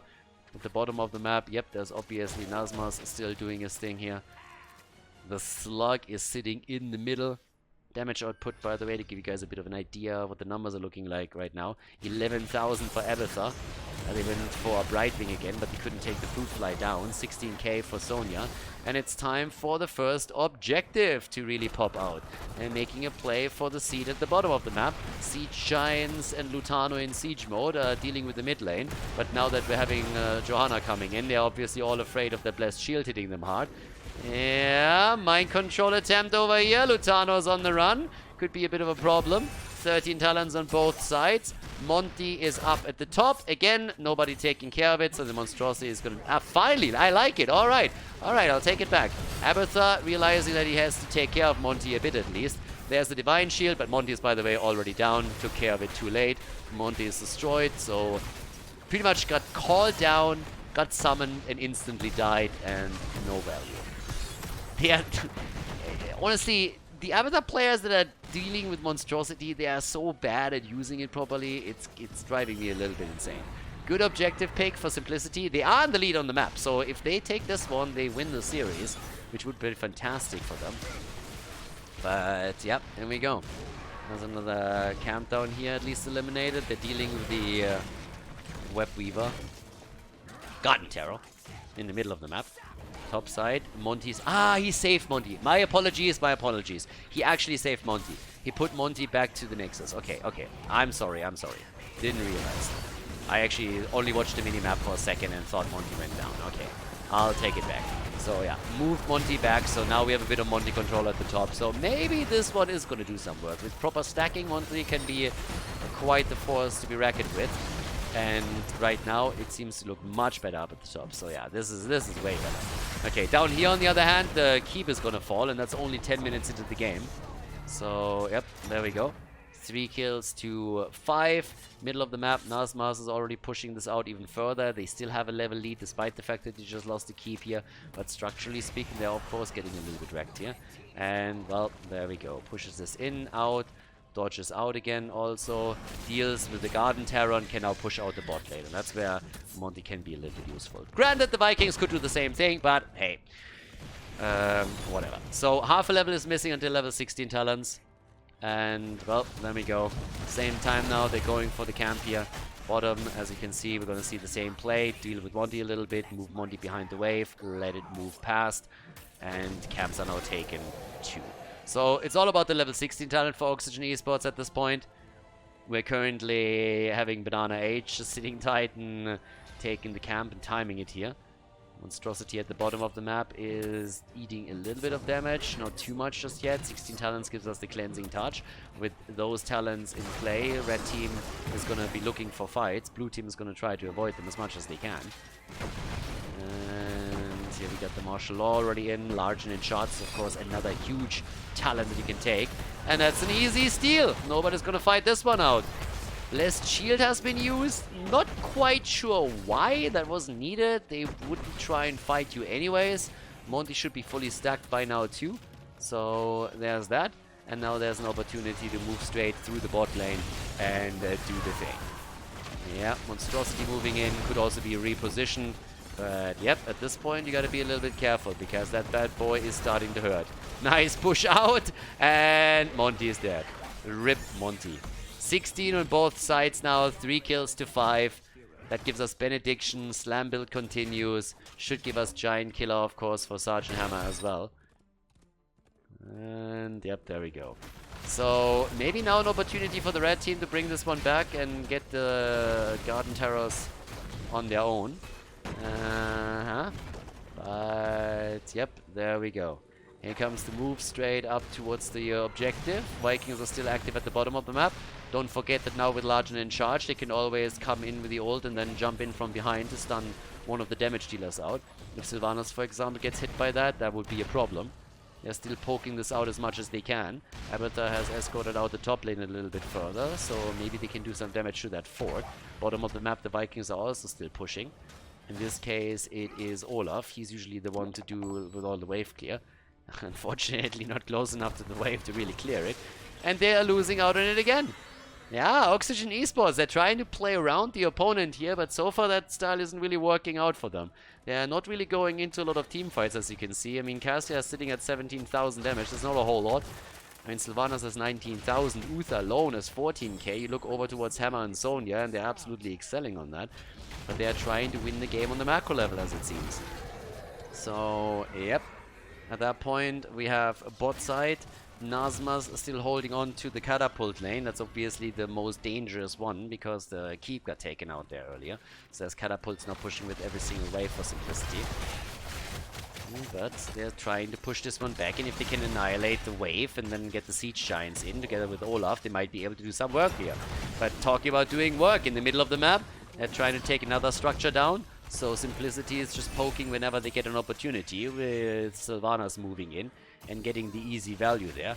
Red Robot still moving down to the bottom of the map. Monstrosity, yeah, shouldn't leave it at the front like this. That's a problem. Needs to move it back if he wants to keep it alive. 3 kills to 5. That's another seed. They give it up too, as it seems. Are they gonna fight for it? Yeah, well, first they are trying to make the play for Sonya. She gets the Divine Shield, and there we go. Olaf is down. Monty gets attacked too. Maybe Abathar gets a whiff of it. Nope, Monty's dead. And they're starting to take Siege Giants down too, so that there's no problem here. Seed has been claimed by Simplicity, by the way. They want that win. 3-1 victory for them. Whew, that would be awesome. Against Oxygen Esports, one of the top 3 teams. Yeah, that would be money. But well, here we go. Another fight over towards the Siege Giants. Get every single camp that we can. Oxygen Esports does the same. Invading the opponent's territory to take the Siege Giants here. And that might just allow them to put some extra damage onto the fort here. I mean, they can even start to take that fountain down. But, yep, Vikings at the bottom of the map, still active in trying to holding the lane. Level 20 talents would, of course, be neat. Abathar has gone even into the envenomed spikes over here. So, bit of a weird setup, honestly, considering that they're not really going for team fights.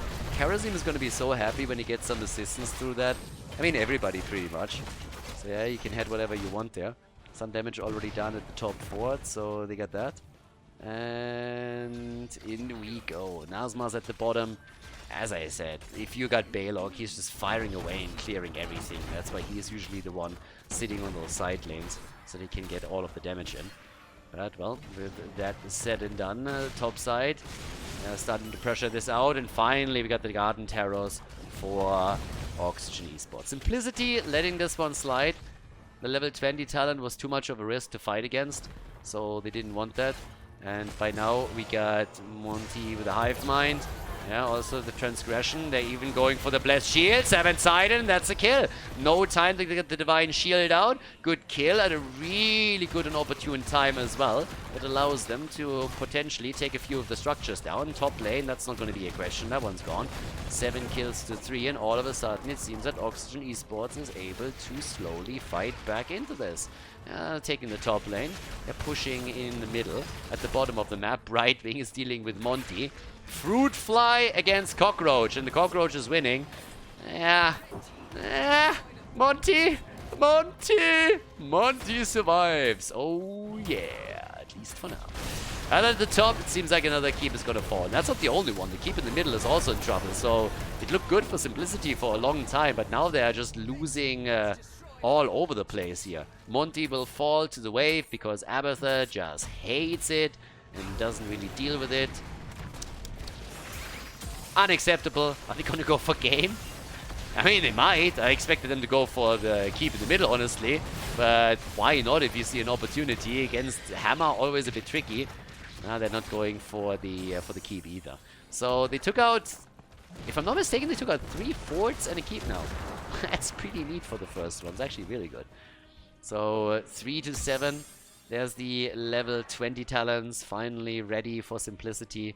That gives us a redemption and ultra capacitators for Hammer time. No blessed shield. Still, but try and make a play here. I don't really think so. Without the ults? Probably no. Vikings are controlling the map now, though. Map has been opened up completely. Abathur, of course, is doing the same thing. Has network carapace on level 7, so that allows for even more of that. Monstrosity on top of that, too. Benediction to try and take Olaf down. And, yep, that didn't work either, so that's a 60-second cooldown that he just burned for nothing. Brightwing is using her global to deal with the catapults. Goes for the quick polymorph up top side. And Sonya is starting to take a few of the camps. But of course now the entire setup is just running around here. Nasmas is starting to move in. The Vikings are sticking it out as 3. And off we go. Right here, there's the attack. Not really a team fight. I expected them to maybe take this one. 51,000 damage for Sonya, doubling the damage of the Vikings, who are top damage dealers for Oxygen Esports. That in and of itself kind of tells you all here. So yeah. Monty is back up at the bottom of the map. But again, same play. Move it behind, let it walk in, let something else take the aggro. And they're going for the camps, of course, too. Next objective might result in another Garden Terror wave for Simplicity. And honestly, I don't really think that Oxygen Esports can afford that. Now, they have still forts on the map, but this is scaling into the late game too. Are they really... Are they giving this up, interestingly enough? Like, they're giving this one up, and the Vikings are in the meantime just going for the bot lane. So, this is the first one. Could have fought for it, decided not to. By now we still have... I mean, honestly, the teams are just dancing around each other right now. And the Vikings on the warpath. Alright, already the siege tactics being used here. If they could follow that up with the blessed shield, now that would be great. Bait it out first, and then go for that. But, yep. So, right here, what else do we get? We got, at the top, another camp taken. Everybody's just playing this super slow. And for Oxygen Esports, it makes a lot of sense. They have literally the setup that is on the wave clear side, at least superior. They have way more heroes that have global capabilities that can always control these lanes, and especially the top lane is going to be a thorn in the side of Simplicity until the end of this game. There's just no denying that.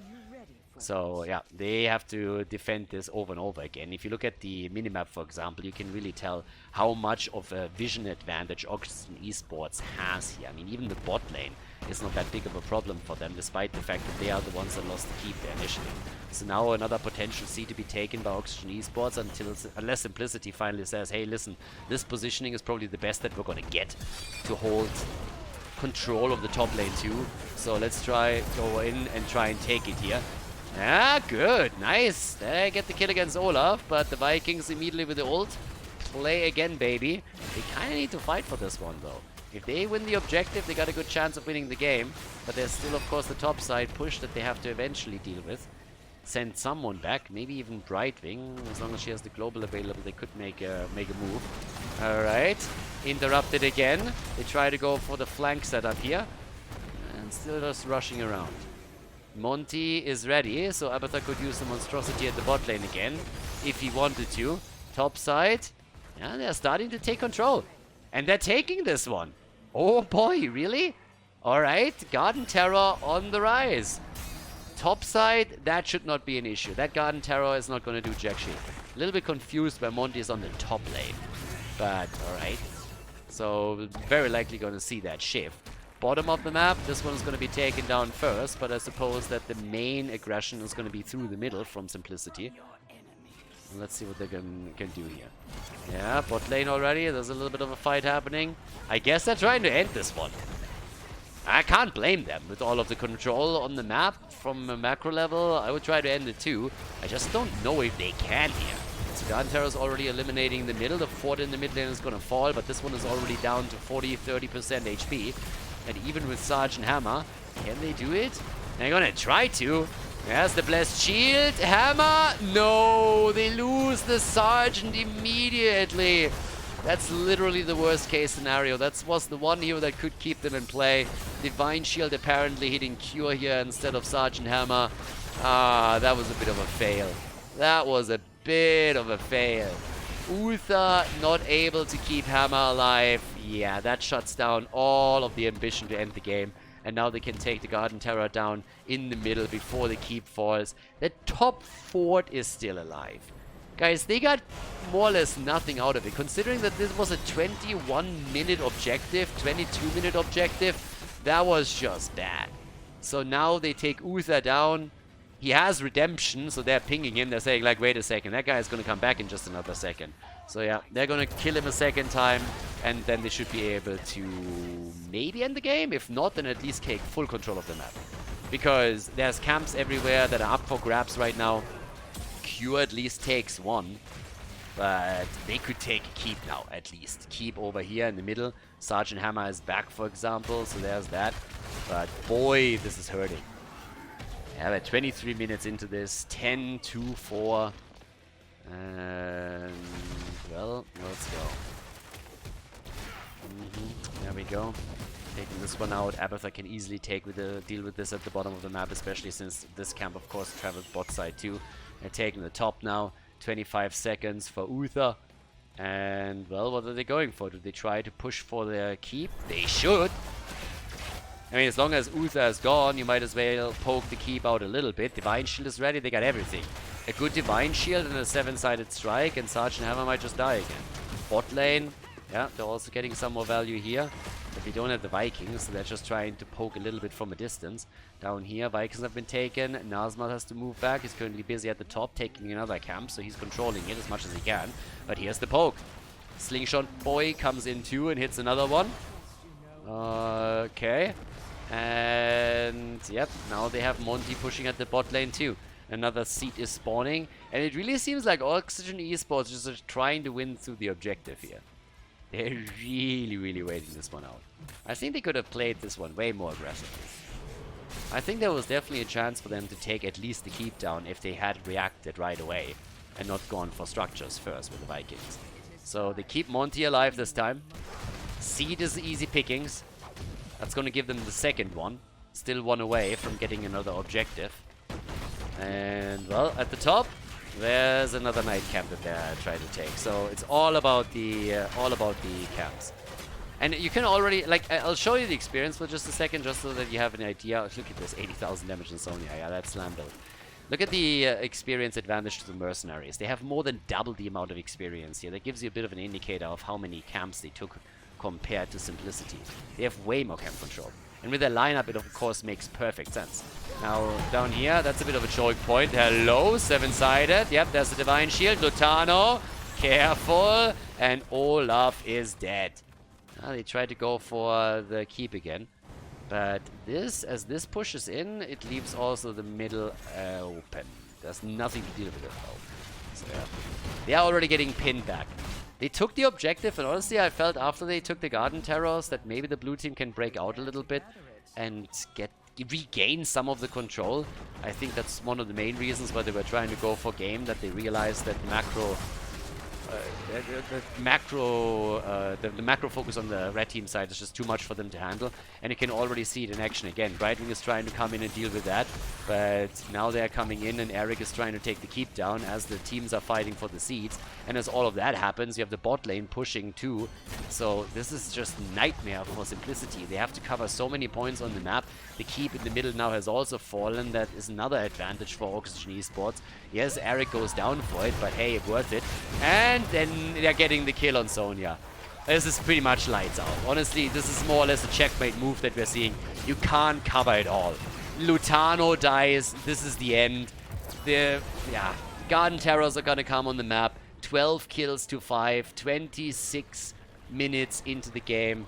And the Garden Terrors are more or less spawning close to the core as is. Bot lane, that's of course another nightmare. Another keep is gonna fall. This is gonna be game one way or another. And they're gonna go in now to take it. We're gonna go game 5.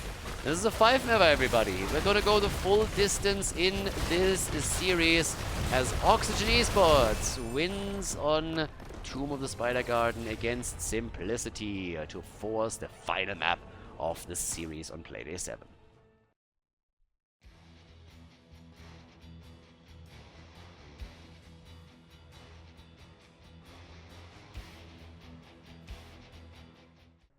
Game number 5, everybody! The fiesta continues. We got a couple of wild games here today, and apparently Simplicity was so convinced that their draft in game number 1 was absolutely amazing that they said, you know what, let's just draft the same composition again. When Sky Temple, the final map in the best of 5 series, we got Collusion on Uther, Q on Malthael, Hostia on Ana, Lutano on Vala, and Masquerade on Zul. Yep, we've been here before. They played the exact same composition on Infernal Shrines. Now we got on the right side of the map Red Robot on Johanna, Prismaticism on Cassia, Madra on Falstead, Banana H on Brightwing, and Nazmas is playing Blaze. Good old Jojo and Blaze composition for them, as we are heading into our first potential fight over here. Yeah, there's a sleep dart already out. Jojo with a condemn. And Cure moved in a little bit deep, if you ask me. That could become a problem, but the double support is keeping him alive. Well, good job. Well done. A lot of stacks already coming in for Uther too. He's sitting at 32 on his level 1. That one quickly. But we are on a Sky Temple. So, let's go. By the way, if you guys didn't know that yet, Sky Temple is above Tomb of the Spider Queen. I guess most people know that by now. But maybe we've got a couple of new Heroes of the Storm fans over here, so yeah, it's actually true. There's a little bit of an Easter egg where you have Harrison Jones coming down on Tomb of the Spider Queen that most of you have probably already sniffed out, but you can pretty much see him right over here. So yep, in case you were ever wondering what is underneath Sky Temple, it is Tomb of the Spider Queen. Alrighty, so, with that, we got now the setups. Actually, we have a bit of a rotation. Nah, not yet. Okay, so they set 4 set up at the bot lane. You normally want to have your global here when the first objective is being announced. That usually gives you a bit of a lead there. So yeah, you can click around here a little bit and get Harrison Jones activated as a player. But now we got Reinforce on level 1, Charge Strikes. Everybody's hating stacking apparently today. Nobody is going for any kind of Lightning Fury stacks. Rumor has it that North American players don't like the Lightning Fury stacking because they can't hit their skill shots. I'm lying, obviously. Still. No, personally, honestly, as an observer, obviously, you kind of like when there's like unlimited stacking going on because you can always see like how well a player performs there. But we all know that this is a really good alternative. Charge Strikes is pretty much insane. Does tons and tons of damage. So yeah, there's zero problem with that. But we got on level 4 the Static Shield in after the initial Wingman. I mean, maybe even going into a full Lightning Rod build, all the way top side. We currently still have the push going on with the 2 camps colliding. A bit of a better timing for the red team, as they are now defending with their own Bruiser camp and the help of the turrets. Objective announced in another 10 seconds, and then it's time to party and see what Falstad in particular can do over here. Right now, first things first, we got a bit of an attack against Masquerade in the middle. Eats a bit of damage, but is not going to completely murder anything, so no kills just yet. Tempers are activating soon, TM though. and topside is still getting pressured, and of course the idea is to take some of the structures down. And they are already doing slightly better than the opponent's team. They would have a chance to take that wall down. That would be the dream, of course. It would allow you to easily take the fort if you control the temple. But we're not quite there yet. Last game, well, Garden of Terror was a little bit weird, honestly. Kind of felt a little bit strange there. Teams definitely embrace the memes a little bit. Now that we're heading into game number 5, I guess everybody still wants to win. But this series was a bit strange, even for North America. So Cure is now controlling the temple up at the top. In the middle of the map, we're seeing Nazmas holding this one. They're still going to fight over this, and Falset, of course, can always fly in and might do that soon. Already pushing out the mid lane, but he has an opportunity to fly in, but he might not have to because Vala is already down.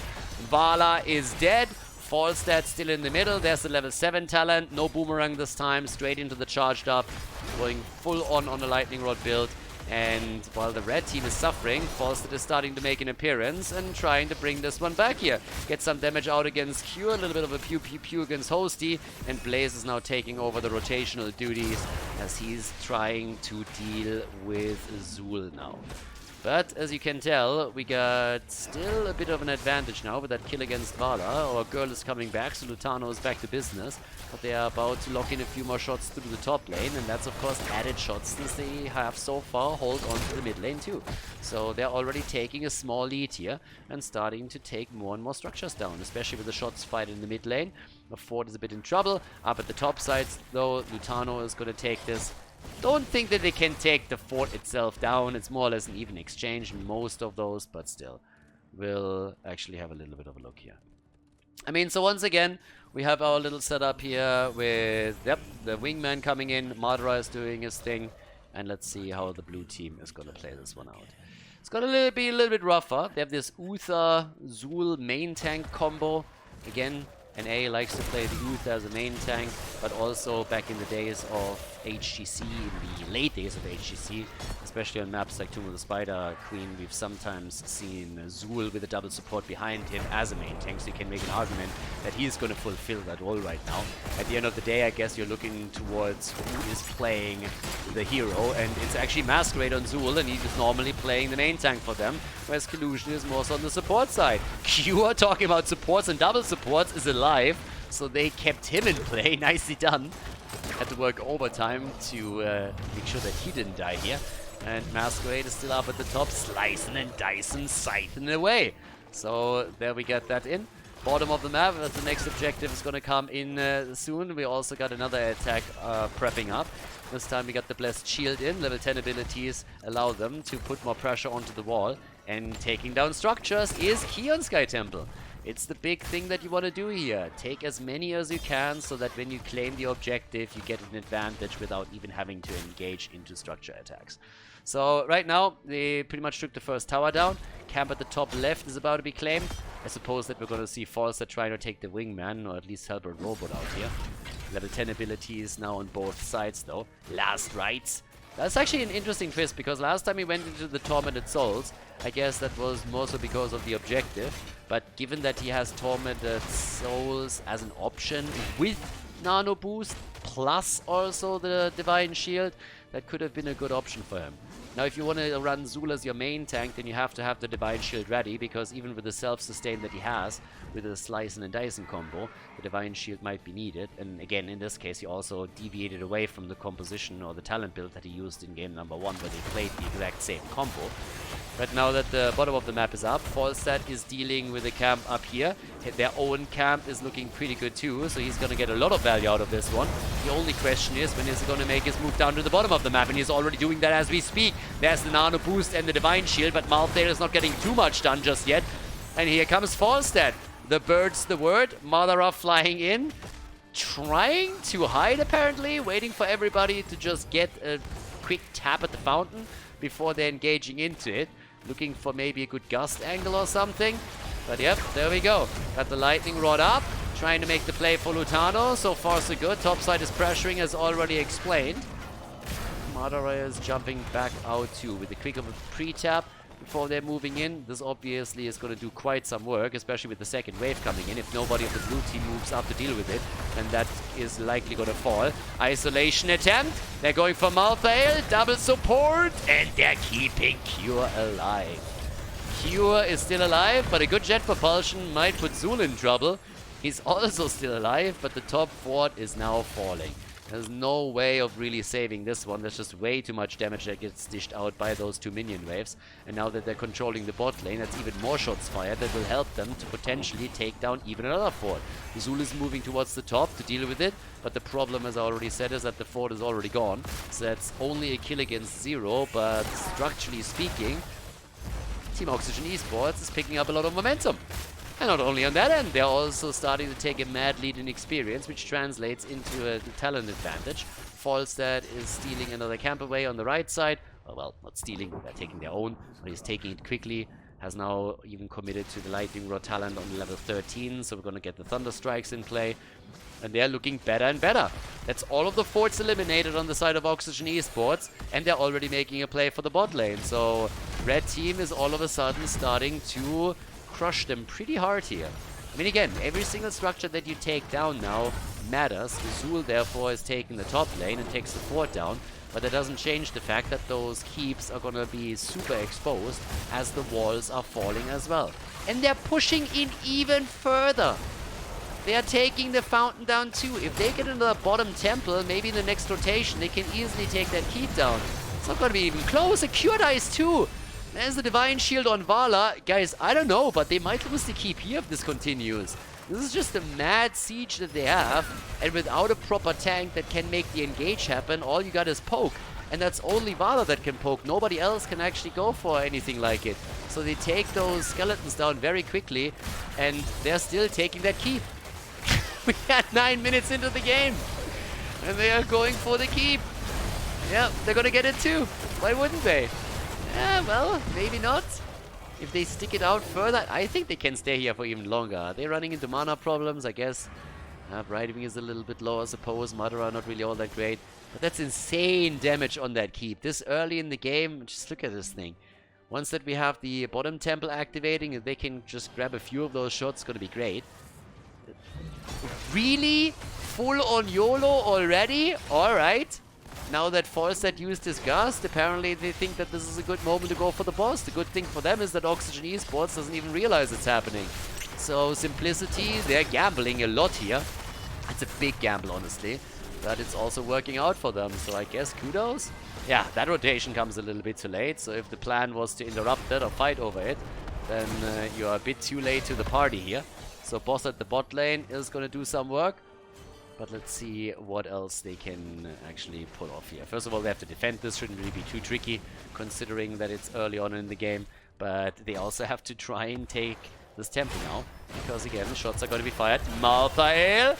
Malthael! Divine Shield. That's an early Divine Shield. And Brightwing is now out too. Yeah. Brightwing, okay, has to jump out. Cure is still trying to connect with them. Boss is up, but not for much longer. The only, yeah, Blaze is obviously holding the temple in the middle of the map. The one at the bottom is the more important one, for reasons mentioned earlier. The big question is, of course, now, what can Simplicity now do? Can they get all of the shots down here? They pretty much have to if they want to save the bottom keep. Talking about saving keeps, the one at the top is also a bit of a problem. Yeah, so, yeah, that's going to be a bit tricky, too. So there's level 16, and that's a problem for the blue team. They're going to try and fight this one. But that's a talent advantage, and it couldn't come at a worse moment in time. So can they get a kill? If they can, then this is a disaster for the blue team. Blue team needs to hold on to the bottom temple for as long as they can. The one at the top is already completely channeled through. And now they have way more shots than they need to take not only the keep out, but they will also damage the one in the middle. So, yep, there's the first one already eliminated. And guys, that's just rough. I mean, this is really rough. This is not a good 5th game right now for Simplicity. They played the same draft in game number 1, but again, different map. The objective works very differently and caters more towards the style that they were trying to play here. And also they use different builds for some of their heroes, which plays a role there too. Now we have 16 on both sides, but one keep down, the other one down to 35, 40% HP. This is not a good look at this point for Simplicity. They were ahead twice. They took the lead in game number 1, then they also took a lead after map number 3, and now they are in danger of losing the series after all. Last Playday, as I said, Oxygen Esports fighting it out at the top. They got the spell aura here. Yeah, Cure, he's jumping in again, maybe a little bit too deep, believing in the double support and the Divine Shield. Decent forces their trust, but how exactly is Simplicity going to try and play this one out? They have to force team fights, I suppose. This is the problem on Sky Temple. Once that you fall behind in structures, you have to make moves, which means that oftentimes you are ending up going for the boss and trying to win it that way. Oftentimes it's a bit of a Hail Mary move in the later stages of the game, normally centered around level 20 talents, or just before you hit level 20. But right now they already took the boss, did a little bit of work, they got the bottom fort thanks to it, and of course the top fort has been destroyed earlier by Zul. But now they are still poking this one out. And the lead experience isn't crazy that we're seeing for Oxygen Esports. That's not really the big deal. The problem is really the advantage in structures, because that one is so significant that with additional temples taken, Oxygen Esports could just win the game through the objective alone. Now the build cell that we have, the Decrepify and the Echoes of Death, so it's all about the Spectral Scythe right now for Zul. And here's the temples activating again. And already we're seeing Simplicity trying to take fights, and for good reason. They need to do something about this. They need to start taking a few wins here. Get a kill or two and you're going to be in a position where you can take the objective and control both. But we're just not there yet. We got Falstead on 30,000 damage. Cassia is doubling that even. She's sitting at 60k. Valon 45. Good play here. Nazmas still has the bunker up, but he doesn't even have to use it. And temples are popping up again. Falstead is trying to escort some of the catapults at the bottom of the map. Now we're looking at, well, I mean it's early. 14 minutes. It's not Winion time or anything. Let's see how much they can get here. Objective, they gotta channel ideally both. Falstad, he's going all in, isn't he?